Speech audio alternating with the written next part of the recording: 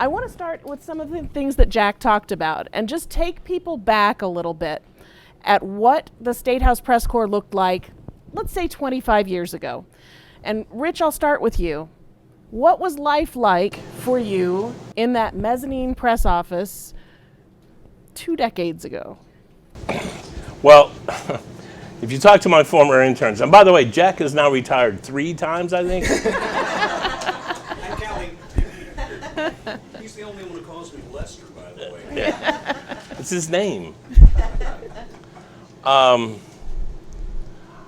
If you talk to my interns, they will all tell you the same thing. There's no news in the press room, right? And so I had an office, had a refrigerator. It had beer in it, but I didn't spend a whole lot of time in the press room. So that's not really a good question for me, I think. But it's, you know, I remember when I first started, you know, Charlie was there, Mike Lawrence padding around in his socks because he never wore shoes. You know, you'd see the big powerhouse political reporters from Chicago TV, you know, that you grew up watching, right? And now they're old and sleeping on the couch, and but still Nobody on this stage. nobody. You weren't old then. What was the guy's name? Channel 7. They're really old. Hugh Hill. Hugh Hill.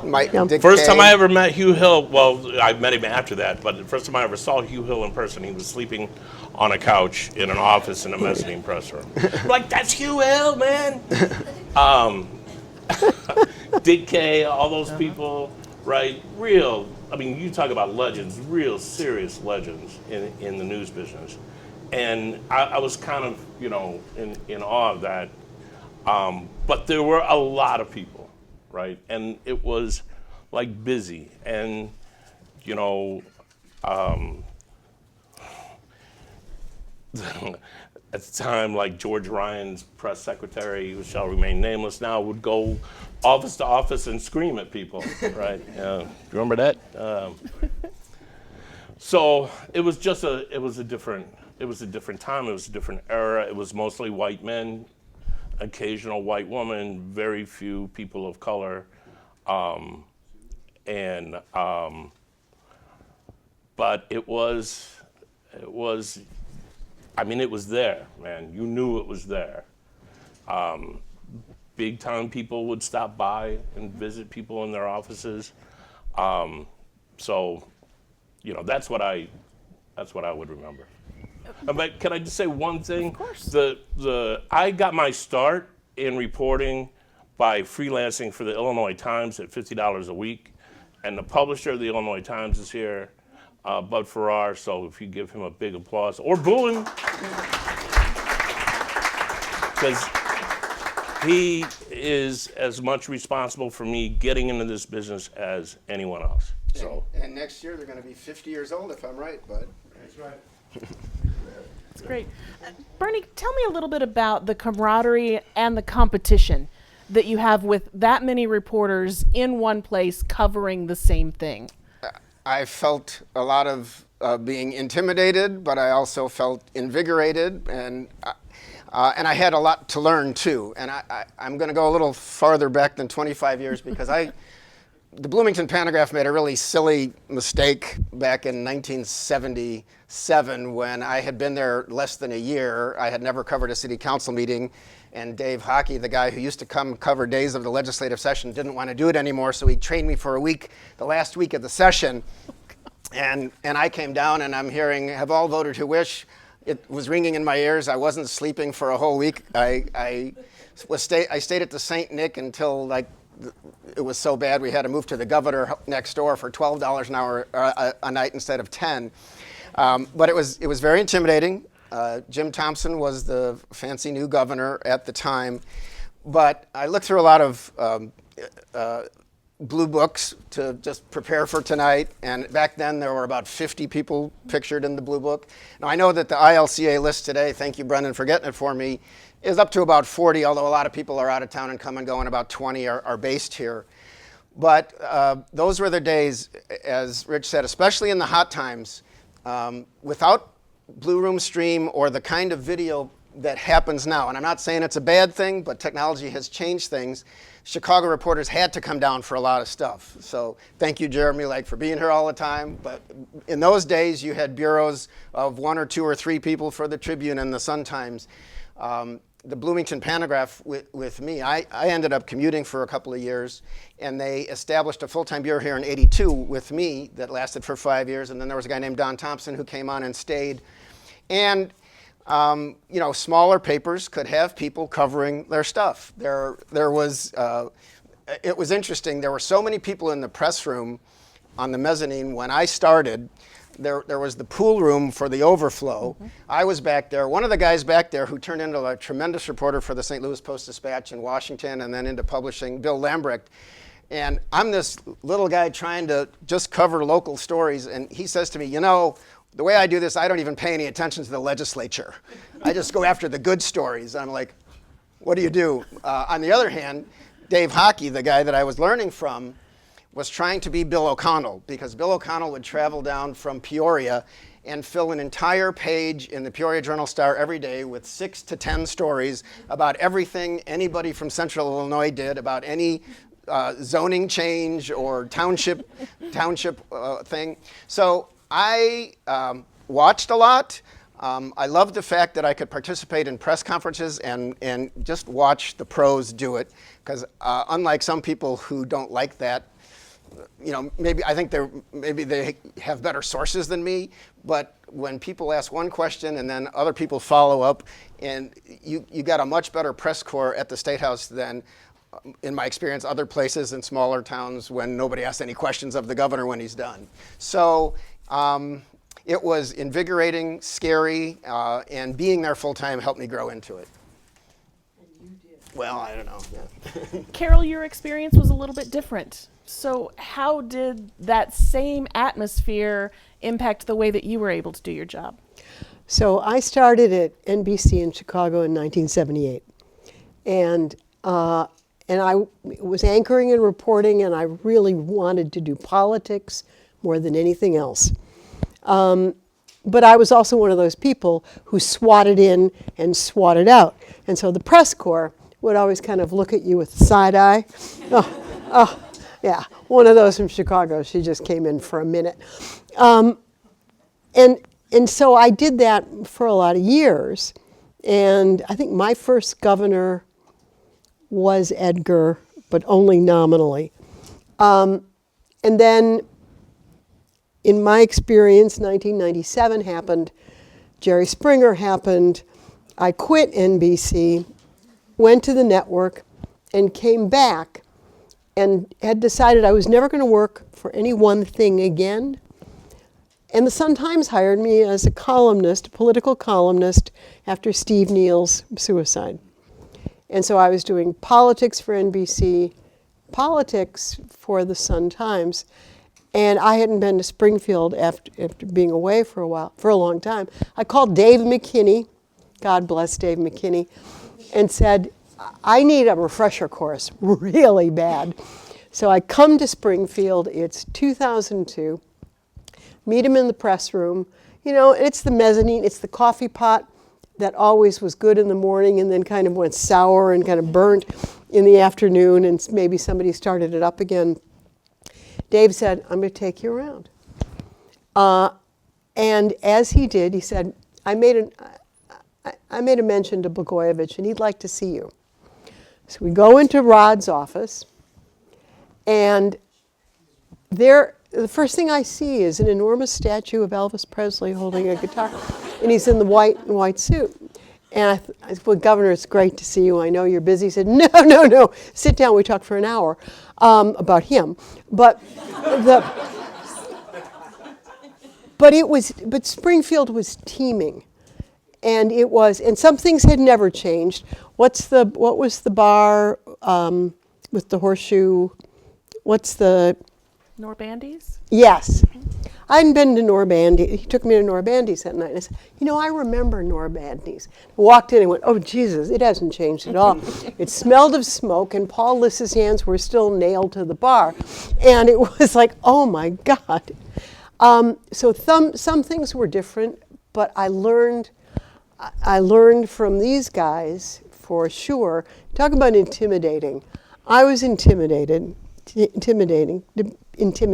be with Bernie and with Rich. I mean, because they were experts. They knew all the things that I had to suddenly relearn, if I could, at a time when things were cranking. And so it was busy, it was throbbing, there were TV people, you're exactly right. And then it all died. Then the music died for a while.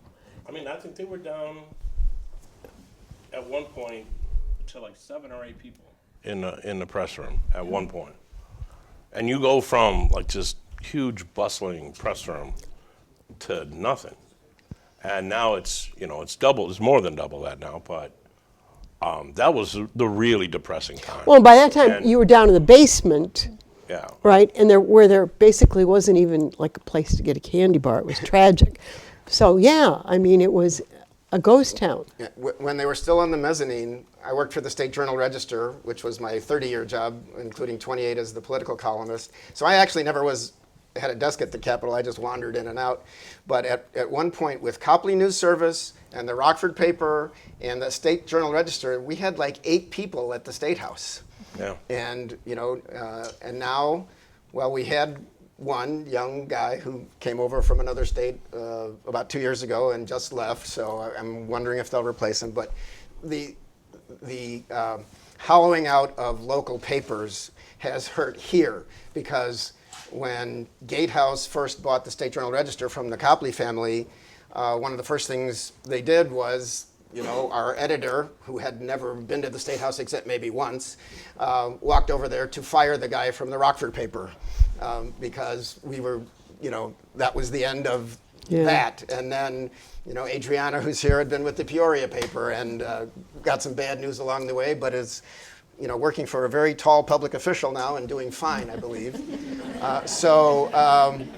It was the beginning of waves of layoffs. I have a book here from 1999 of the State Journal-Register directory of employees, and the newsroom people, including clerks and cartoonists and people who did charts and graphs, and copy editors, which was later put into other places in other states, was 70 people. Wow.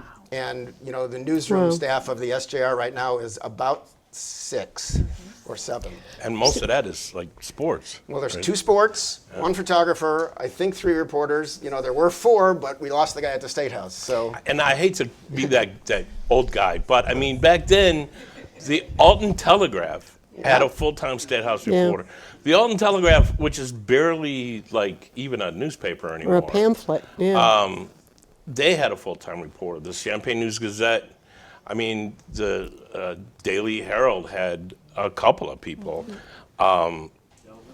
Yeah, I mean, everybody, every town of any size had a State House person, mostly full-time. And a lot of those guys, they were kind of cool. The Alton paper, remember Dennis McMurray? Yeah. And Bill Lambrecht was there for them before. Yeah. There's cool old grumpy, cigarette smoking. Yeah, but cranking out good stuff. I got to say, Kurt Erickson, who was with the Panagraph before they ended having their person, he was breaking stories like every week for a long time, and then he went to Missouri, and I think he's still doing the same thing. So just having. He's with. Oh, well, he made it there. Okay, good for him. So just having those different voices, you don't know where the people are going to be who are going to be good at this and break stuff. Right. The Post-Dispatch had its own office. So and the interns loved to work for them because they had to be paid union scale. So that was like the best PAR job in the building. I wish I took Charlie Wheeler's course. I've said this for years and years. I don't know if you know this book, Ghosting the News by Margaret Sullivan. I recommend it to you. It's 4 years old, but it is about what we have lived through and the decline of local journalism. And 45% of the staffs of newspapers were cut from 2008 until 2017. I mean, it shocks me. And Margaret has done a really great job of saying, we have to mobilize, we have to do exactly what you are doing and doing so well. Well, thank you. Let's get a little bit to what you've all touched on in the decline of the number of journalists in the State House, and that's accountability and the responsibility of journalists and reporters to make sure that people are paying attention and keeping an eye on what the government is doing.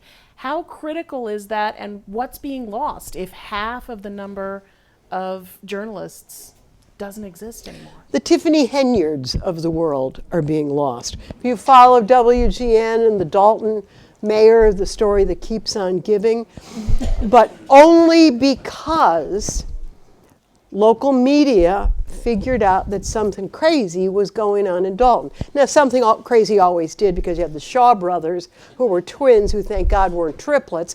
But beyond that, Dalton was always a place that the desperately poor lived, and whoever was in government raked off the top of whatever money coming in.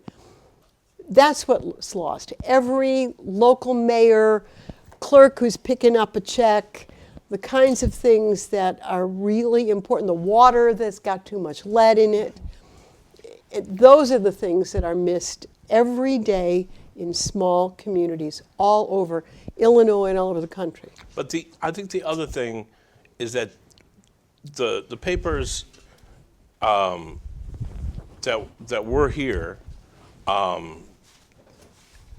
they got like a local voice, right? Mm-hmm. So Peoria paper would they'd do a standard story, or mainly standard story, but they'd also get local legislative react in that piece.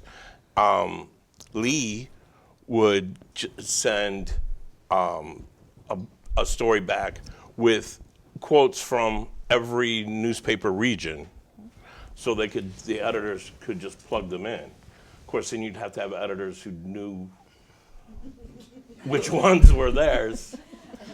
I'm not sure. Never mind. So you don't get that, which I think, frankly, if there's one thing that I wanted to get across today for Capitol News, there's an opportunity to do that, because you're in so many news outlets across the state that to throw in some local quotes, so that people know where their local legislators are on these bills that pass, or the ones that get signed, or something happens in government, so that they know where these people are. Right now, unless they're the sponsor of the bill or an opponent of the bill, you really don't get into it.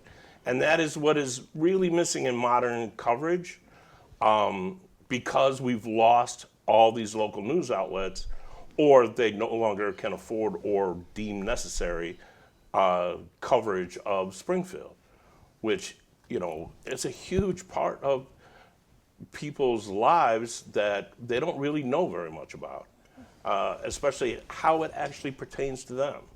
And I think that's not a criticism of CNI, it's just, as an old guy, I would like to see that come back. And I think you have an opportunity to do that, not to put more work on your fine reporters. I'm just saying, I would like to see that. Duly noted, for sure. As I was a columnist, and Doug Finke was like the bureau chief at the State Journal-Register for most time I was there, and Doug is a warm and gentle soul. Sure, yeah. I never saw him smile. Sure. Never saw him smile. You have to look deep, and truly, it took us about 5 years to get to the point where we have lunch together regularly now, and he is the nicest guy, but he scared the heck out of interns, I'll tell you that. But I think he thought I was just this guy flitting about, which is also true, because I'd come in and out, and I'd talk to people, and people would tell me stuff. And I always thought I was just getting these little interesting tidbits, and I would do them in the column, but they added something to the texture And I watch a lot of TV and I listen to a lot of radio. This, my wife is unhappy, is still the case. And I would see ads and I would say, where does that come from? Who paid for that? What's going on? And I would just, try to find out who paid for it, what's going on. And the thing is, I get people like almost every day in Springfield. It's 120,000 people, but I run into people like every day who say, miss you in the paper. We don't know enough of what's going on. There was just a race, a very close race for county recorder, which is not a state thing, but it's an interesting race. Josh Langfelder versus Frank Lesko. They opened the last ballots today, and if you haven't heard, Lesko won by like 33 votes or something. But there was this really horrible ad that broke late in the season saying that Langfelder, who is the brother of the mayor that got beat a while ago, took $2 million from taxpayers because he's been in the office for 20 years and he keeps getting elected and he has done a reasonable job from what everybody can tell.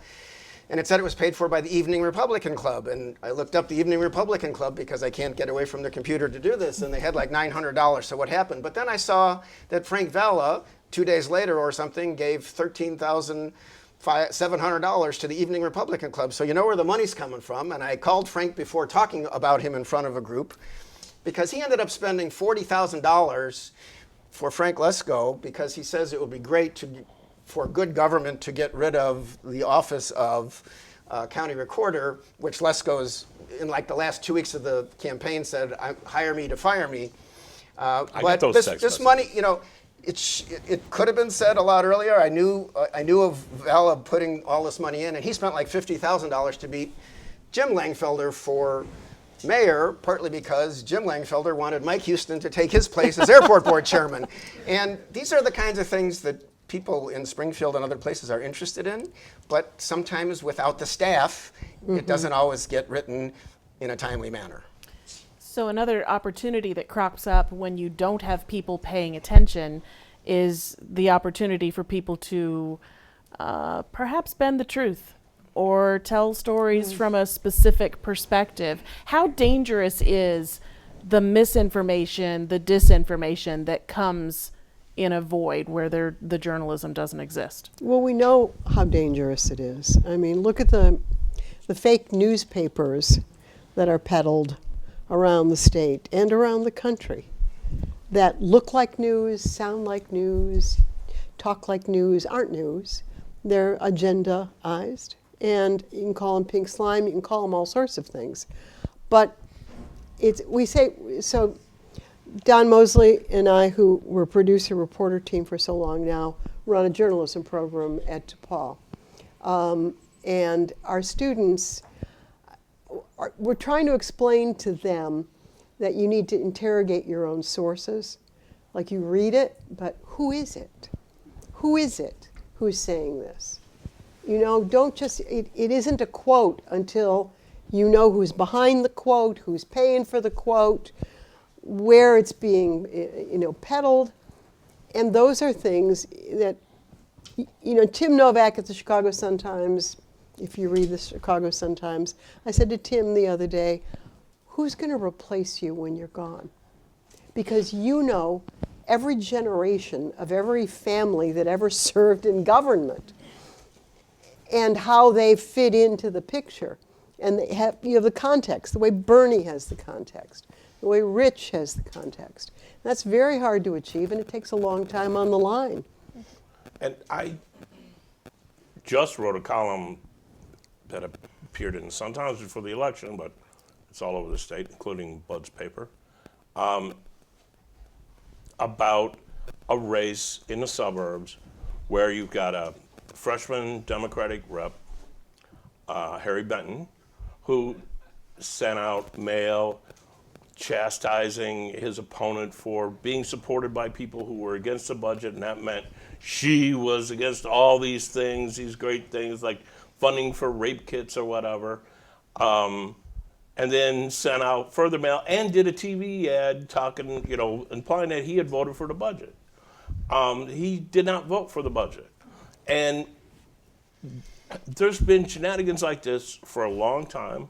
I think it might be getting worse. in some respects. But they can do that without real fear of blowback, because there just isn't local news to say, you really don't want rape kits funded? What is your problem? And to figure out that story. They've been using that particular line for years. But there's always been some sort of fear that somebody would write about it and that the other side would then use that story to defend themselves. But there are no stories, or very, very few stories about that sort of thing now.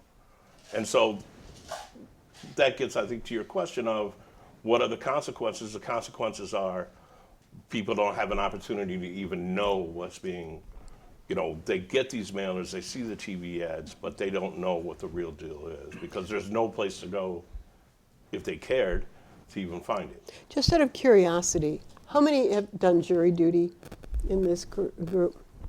So in jury duty how the judge will ask, or the attorneys will ask, what do you read? What do you see? What do you watch? And if you've been to one of these voir dire things, as you cover a federal courthouse or a state courthouse, you realize they don't listen to us, they don't watch us, they don't read us. And very often, so the defense is going to say, we have to move the venue because there's been too much news about my client. Well, the jury never heard it or didn't read it. And sometimes what they read is a local shopper in Oak Park or something like that. There was, going back years when I was covering courthouses, a dearth of information even then. So that's not new. Fake news isn't new. Bad owners, candidates who lie, that's not new. It's just that there are also fewer of us to call their names and to say to the group that is listening and is reading and is watching, this is crooked, this is wrong, this is corrupt. Also fewer interested editors. Yeah, or fewer editors. Or editors at all. Period. Within the first year after I retired, and I've been retired almost 4 years, I got asked to give a talk to a group, and somebody asked me what was like the most important story you did, and this is one of those where I said something. It was about the time I was the only guy at a Barack Obama press conference, but when he was running for U.S. Senate. Because you read his book. I read his book later, that's right.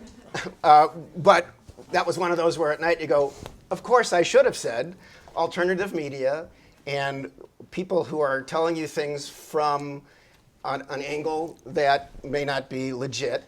And I recall that I had great latitude at my paper, which was very lucky. They allowed me to take on other media in town, so I was kind of a mini media critic around here. So when I found out that a guy who is still in the State House Press Corps, Greg Bishop, had gone to work for the Illinois Policy Institute because they had bought the Illinois News Network, that was a story or column for me. And I did several stories and columns on things like that. And they are now the center square, and of course they claim that they're for truth, justice, and the American way. But they rarely say anything nice about the state, and there's always, Right. and there happen to be like 7 reps from Southern Illinois that they might happen to get into every story. Or one over in Decatur. Yeah, They keep interviewing that dude. And the thing that I would say, and I know you guys are like, we're here because Capital News is doing a thing, but I used to regularly write, please, editors out there of small papers, don't take all that stuff for free, because it's free for a reason. Right. And this is what all of the small papers were using to create and fill content. When we didn't call it content, Right. we called it news. But what we've lost, in addition, are media critics, because we need criticism just as much as the political establishment needs criticism. Robert Feeder is gone. Mm-hmm. People, Wow. those of us in the business. Yeah, but he must have liked you because you're great, okay? Well, okay, but we all need somebody watching and saying, why did you do that? Or was that fair? or you have a conflict of interest.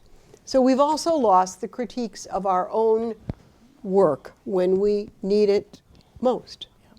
That's a good segue into where I wanted to kind of wrap things up in the last part of our discussion, and that is for people who may be in this room or perhaps watching the video as we get that out to our viewers and listeners, for people that may say, well, that's just some journalists who did it a certain way several years ago and now they're just griping that things aren't the same. How should journalism move into the future? You work with students. What should journalists of the future be doing to further the accountability and the watchdog nature? Learn the journalism that's out there now. And I don't really mean TikTok, but I do, in that you've got to be watching and reading and listening and observing the things that we traditionalists, we legacy journalists, are accused of never knowing or knowing how to do. We need to know it all. We need to be able to speak all the languages of journalism. And our kids come to us, and they're not really kids. I mean, they're 20, 22 years old. They say, I'm going to be a print journalist, or I want to do documentaries. You say, honey, you got to do it all.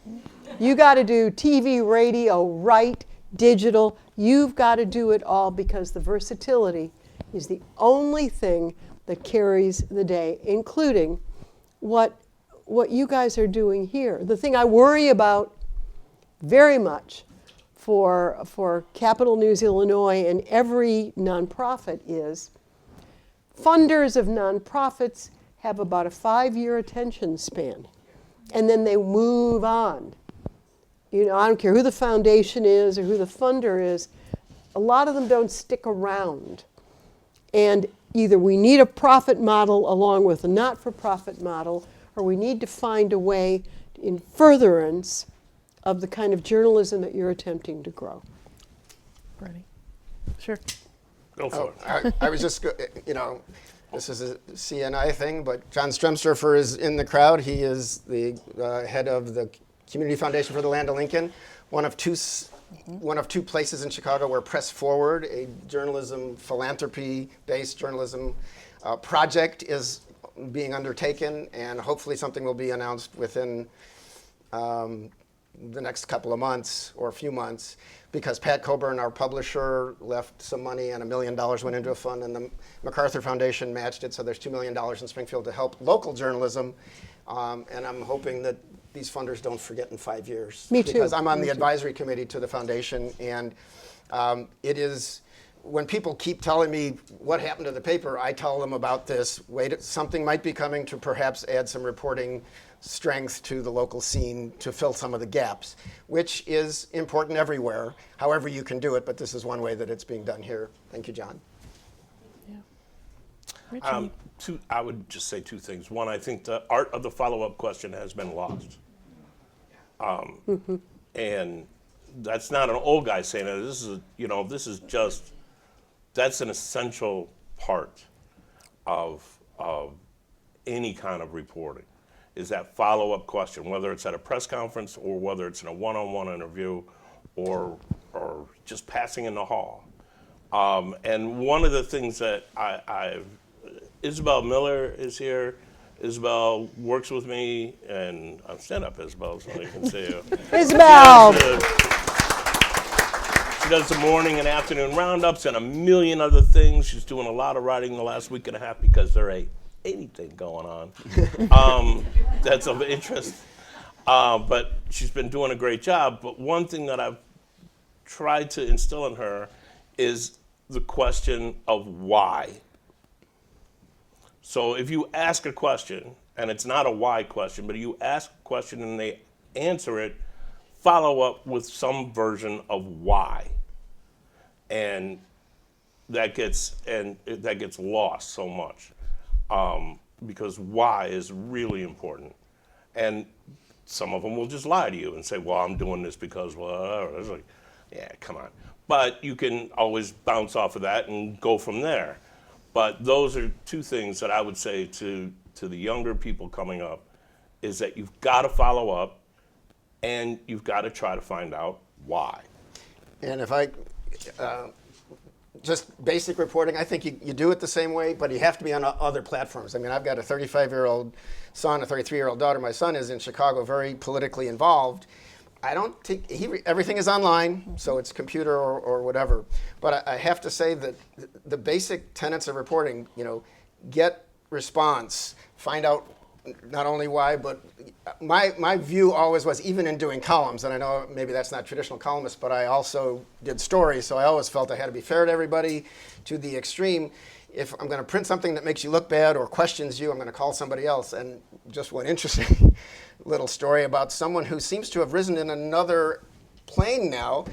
When Mike Coffey came in third in a primary for mayor in Springfield, a nonpartisan primary, and then Tony Libri was the chairman of the Republican Party, and the same night that I had been at some kind of I was at a debate, I was one of the moderators, and I came back and I found that out. I ended up, and Mike Coffey was really mad because he had been endorsed earlier by the party. I ended up calling him and Libri saying bad things about each other about 3 times each before I did the story, when we had deadlines where you could do that, and I could turn in a story at 11 o'clock and it would be on your doorstep in the morning. And Mike Coffey lost the endorsement and did not become mayor at that time. However, I understand he now has a new position, so he's done fine. Yeah, he has. He's done okay. Yeah. Well, I want to give everyone here the opportunity to spend some time with each of our panelists and talk to them about what they know and what they hope for the future of journalism. But Carol Marin, Bernie Schoenberg, Rich Miller, thank you so much for your time. You're welcome.